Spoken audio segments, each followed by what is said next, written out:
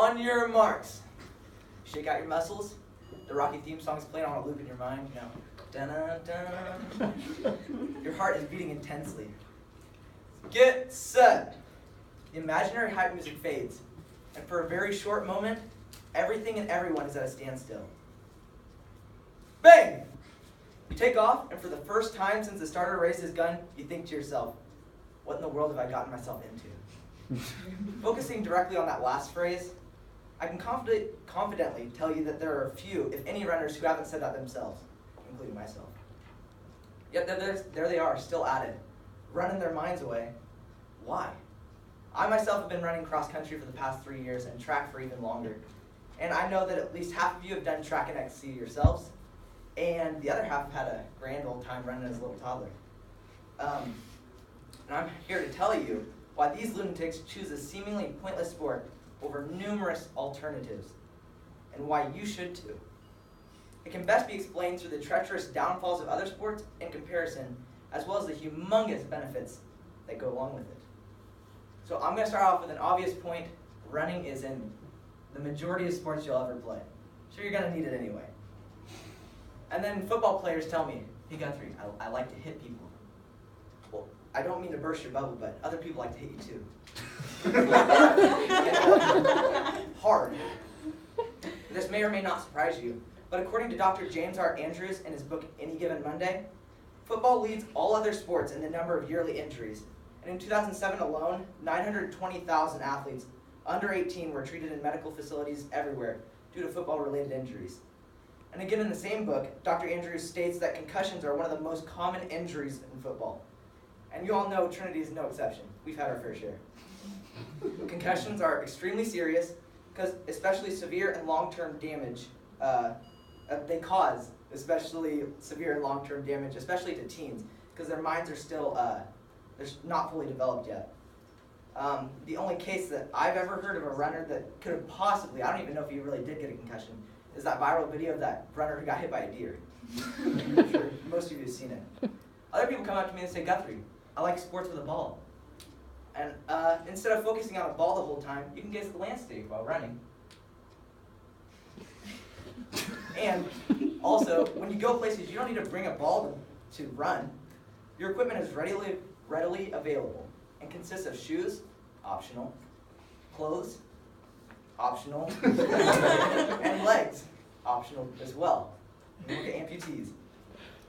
I'll bet most of you have tossed or volleyed a ball up and down, and playing catch with yourself, it's difficult to get the full benefit of the sport without a second player. You don't need a second player to run. You can run whenever you want. And even baseball by yourself, it's fun popping those things into the outfield, watching them fly. But it's only fun until you have to go get them. And then other people come up to me and they say, ha, I got you now. I like to cheer or dance. Yes, nothing says safe quite like getting tossed 12 to 15 feet in the air. Again, in Dr. Andrews' book, he says that cheer is unique in the percentage of serious injuries, particularly to the head or spine. In both cheer and dance, you're confined to a particular area with organization. In running, you can run wherever you want. You can go all over the place. And the only limit is private property. I urge you to stay off private property. But given that you can usually do both in high school, I recommend both. No harm. Other people, they come up to me, they've heard all this, they say, running has injuries too.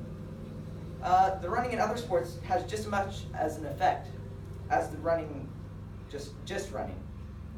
And even more of an effect with all the stopping and starting too.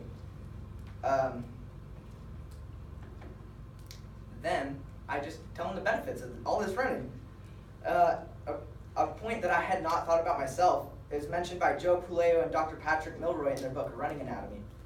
It's the fact that running has been around since people have. Of course, there is a difference between running a 5K and running from a saber-toothed tiger or T-Rex. So if you choose to keep doing another sport, running will keep you in tip-top shape for the other sports.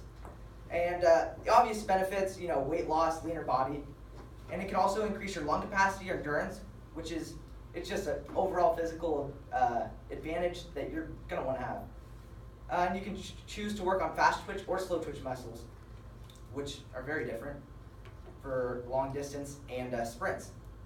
And if you start a good running habit now, then it'll be easier to keep the habit in the future leading to a healthier lifestyle. And in an article by Dr. Chuck Chol Lee, Carl Levy, and Rajesh Vedanthan, they say that even running once per week can be connected to mortality risk reduction, which is a longer life. They also stated that it's probable that it is related to cancer prevention. I didn't know that either.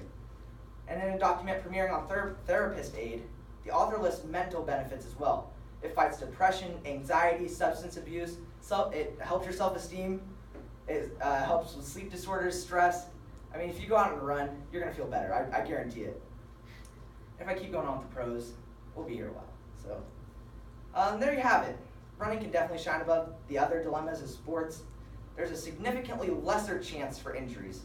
You're always readily prepared for it, and it can even excel above non-ball sports. So my friends, running is a sport. It is an amazing sport, full of possibilities and advantages. I'm sure you all are gonna fly now. If you all didn't catch that reference, it's the Rocky theme song name. Thank you.